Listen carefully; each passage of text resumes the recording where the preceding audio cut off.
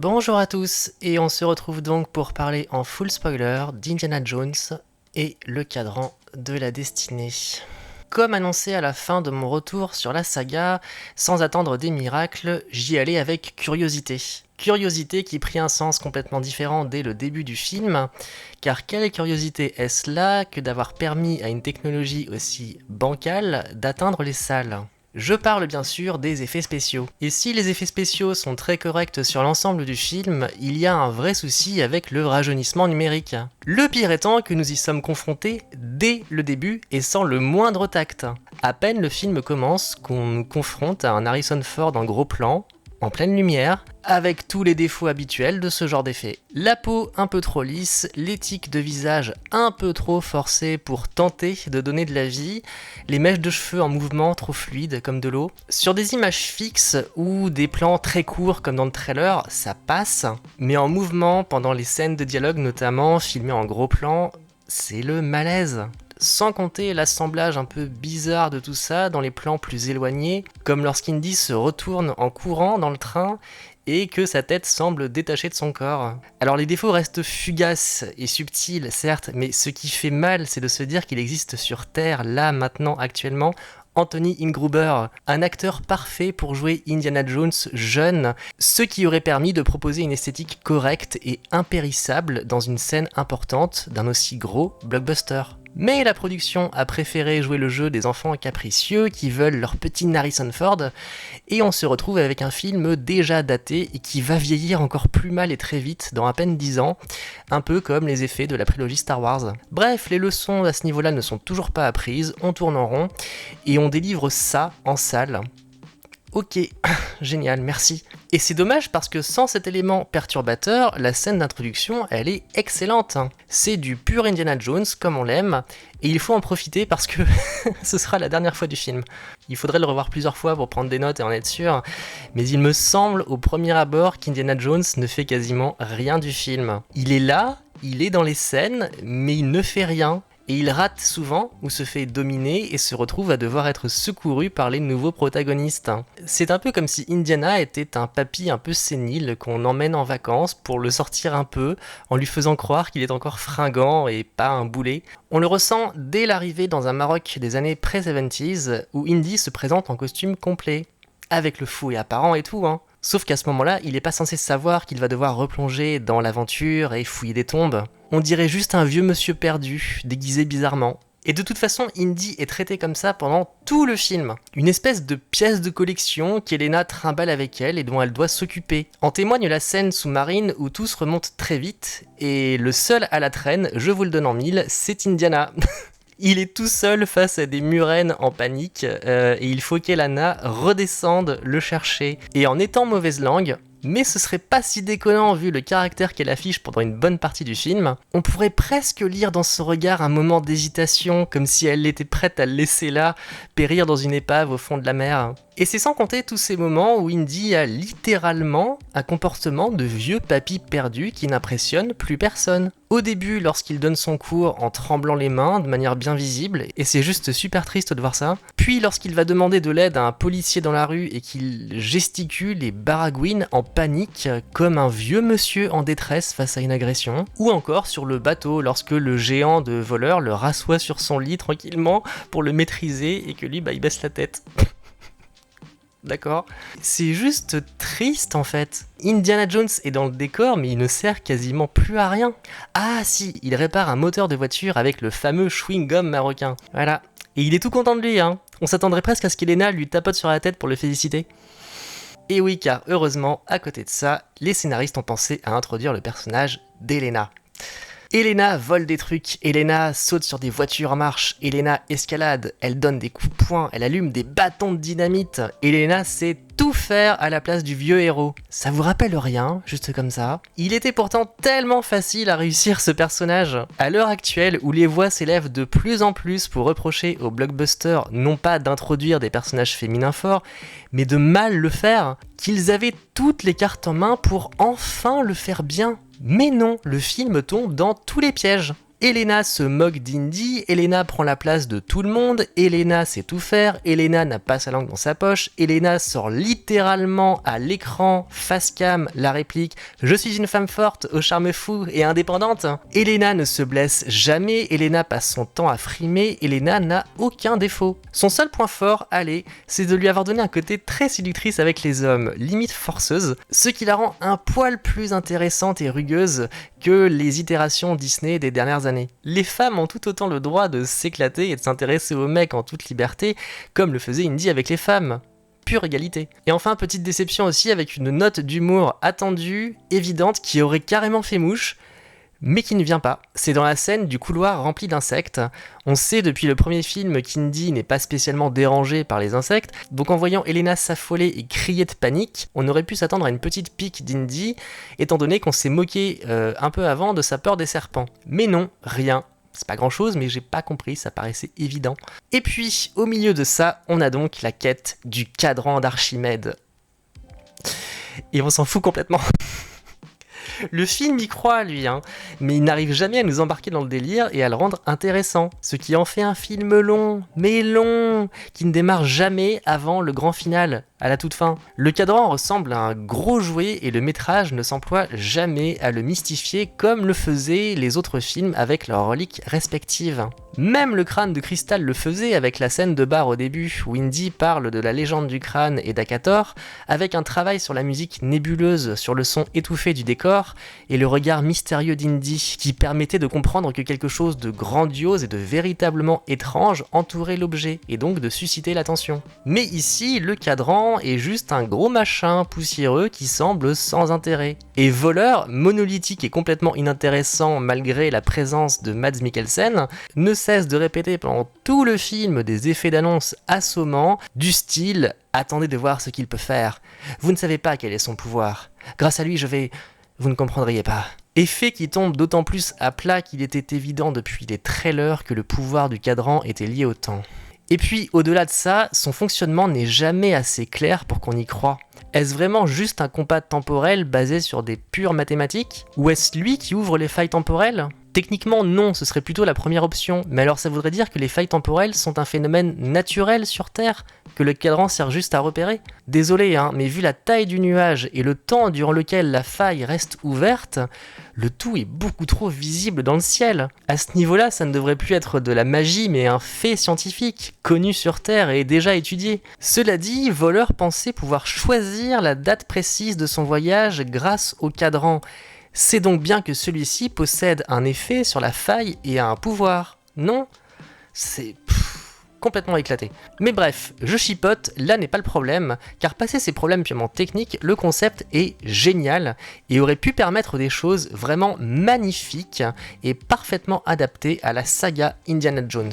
Toutefois, si j'ai aimé dans l'idée la direction prise à la fin, et j'y arrive ensuite, j'ai eu l'espoir d'une approche plus intimiste dans la scène où Indiana évoque la mort de son fils, Mutt. Car pour la première fois, on ressent quelque chose, pour la première fois on vibre, et on retrouve une note d'espoir. En effet, on peut se dire que si le film est aussi mauvais et son héros devenu si désarmant de tristesse, eh ben c'était voulu. C'était pour nous faire comprendre que quelque chose ne va pas dans cette timeline, qu'Indy ne peut pas être devenu ça après le final réjouissant du crâne de cristal, qu'Elena n'a rien à faire là, que quelque chose cloche, et que grâce au cadran, Indiana va pouvoir sauver son fils et faire pour lui ce qu'il avait fait pour son père avec le Graal. Ou même, peut-être pas.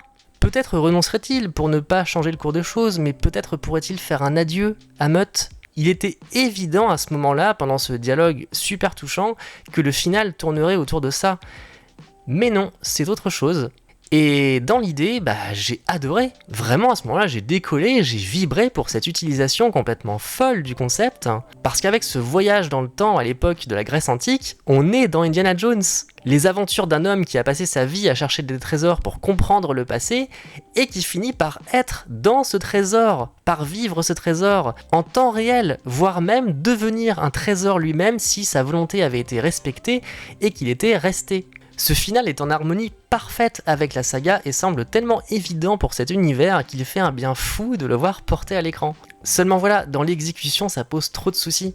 Au niveau de la cohérence, il y a bien trop de technologies apportées dans le passé et qui y restent pour ne pas imaginer que ça aurait dû changer le cours des choses et être présent dans les témoignages d'époque. Une carlingue d'avion, des hommes en costume de nazis bien taillés, une montre, des armes à feu, un parachute. Désolé, mais il n'y a aucun moyen que le peuple grec traduise cela en un dragon cracheur de feu dans leur histoire. Non.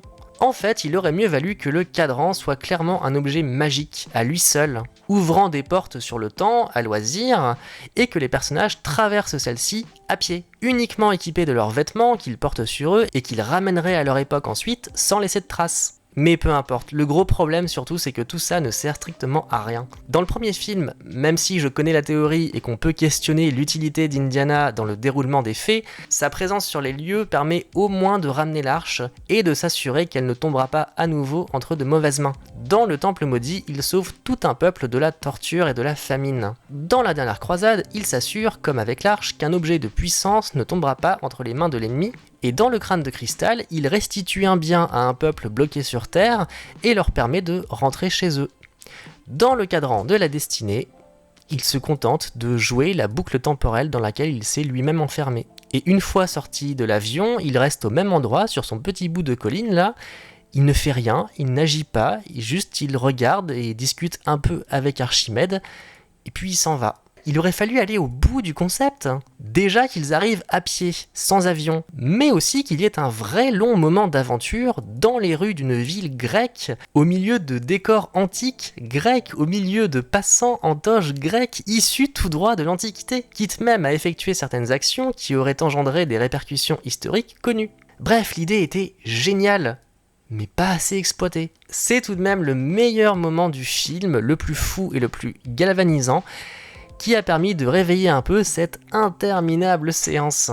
Passons maintenant à quelques points en vrac que je n'ai pas pu insérer dans les autres parties. Le thème d'Indy qui sort un peu trop souvent de nulle part, pas toujours au bon moment, comme la respiration d'un vieillard venant nous rappeler parfois qu'il est là et essaie de vivre encore un peu. Aussi l'abus de course-poursuite dans le film, surtout celle du Maroc, désespérante de longueur, plus alourdie encore avec ce truc sans intérêt de l'amoureux transi qui appelle Elena depuis sa voiture comme un petit toutou là. Quoi ? Le gamin qui ne sert strictement à rien, au point qu'en voyant que lui aussi allait franchir la faille temporelle, je me suis dit qu'ils allaient arriver au début du XXe siècle et qu'ils deviendraient en fait, ça là, adultes. Non mais vraiment, j'en étais à théoriser des trucs débiles comme ça pour essayer de comprendre qu'est-ce qu'ils foutaient là dans l'histoire quoi. Sinon, aucun décor n'est vraiment beau ni engageant. La parade du début semble toute rikiki, sans grandiose, l'appartement d'Indy est déprimant, la ruine grecque d'Archimède est toute petite et ressemble presque à une attraction là avec son truc avec l'eau, le passage sous-marin très inesthétique, comme tous les moments en bateau d'ailleurs. On n'est ni dans la patte old school des anciens, ni dans les teintes dorées chaleureuses du 4. On est juste dans le jaune sale et poussiéreux quasiment tout le long du film, comme si on était finalement jamais sorti de l'appartement en bordel d'Indy au début. Enfin, tout un tas de références aux anciens qui finissent d'enterrer le film dans un tombeau poussiéreux nostalgique. L'iconisation intradiégétique du costume, la scène du fouet contre les flingues, la réplique sur la place dans un musée qui revient au moins 3 fois, vous ragiez contre Star Wars 7 qui avait eu le malheur de montrer 2 secondes de trop la sphère d'entraînement de Jedi en gros plan, attendez de voir la scène où Indy s'inquiète des murènes et que le garçon lui répond, d'un ton moqueur et entendu, c'est un peu comme des serpents. Alors que ce personnage n'est pas censé savoir ça, il n'a aucune raison de dire ça, ce qui en fait une réplique non pas pour Indy, mais pour le public. C'est juste désolant d'en arriver à ça pour susciter l'intérêt et la nostalgie quoi. Bref, voilà, et maintenant terminons avec les toutes dernières minutes du film. La conclusion de ce désastre, qui cherche à être poétique, je crois, mais qui est en fait d'une tristesse sans nom. Indiana de retour dans son appartement étriqué, le retour de Marion, sans sourire, le regard triste, puis ils revivent un moment du passé, la scène des bisous, encore une ref, ouais, et ils finissent par s'embrasser en silence, seuls et tristes au milieu de leur appartement perdu au milieu de New York. C'est la déprime.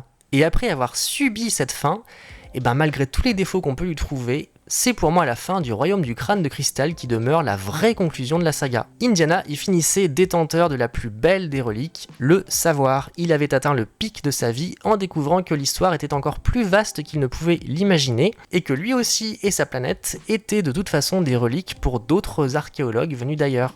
Et en comprenant cela, une sorte d'état de grâce qui lui permettait de laisser l'aventure derrière lui et de se consacrer désormais à sa famille. En laissant derrière lui ses obsessions pour de vieux artefacts ou des gens morts, en se tournant vers le vivant et ceux qui l'entourent et lui sourient, l'aiment et le font se sentir vivant, il rejoignait ainsi l'arc de son défunt père et faisait honneur à la relation qu'on devinait à la fin de la dernière croisade. La fin du 4 nous laissait avec un homme et un aventurier accomplis, prêts à entamer sa toute dernière aventure, mais cette fois-ci loin des tombeaux, loin de nos écrans, et que l'on pouvait tranquillement laisser à l'imagination. C'était merveilleux, un véritable adieu, autant dans le fond que dans la forme, avec une dernière scène éclatante de lumière.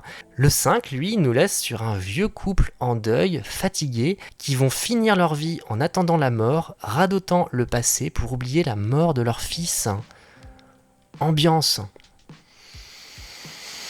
Bon, vous êtes toujours là? Rassurez-vous, c'est terminé. J'ai dit tout ce que j'avais à dire, je pense. En voyant certains retours, j'ai bien compris qu'il fallait entrer dans le détail pour ne pas que ce retour paraisse gratuit. Mais voilà, c'est mon avis, je suis extrêmement déçu. Et si la réconciliation fut possible avec le 4 parce que c'était avant tout l'acceptation du concept qui posait souci, malheureusement le 5 souffre pour moi de trop de problèmes objectifs, ce qui à mon sens le rendra très difficile à aimer un jour. C'est sur cette note dépitée, à l'image du film, que je vous laisse aujourd'hui. Sur ce, bonne journée à vous, bonne séance, peut-être, je vous le souhaite, et à bientôt pour d'autres aventures plus réjouissantes. Salut! Vous pouvez liker et vous abonner si vous avez aimé, me rejoindre sur d'autres réseaux si vous voulez me suivre plus avant, et me retrouver sur Tipeee si vous avez les moyens et vous sentez l'âme d'un mécène. Merci d'avoir partagé un peu de votre temps ici, et à très bientôt!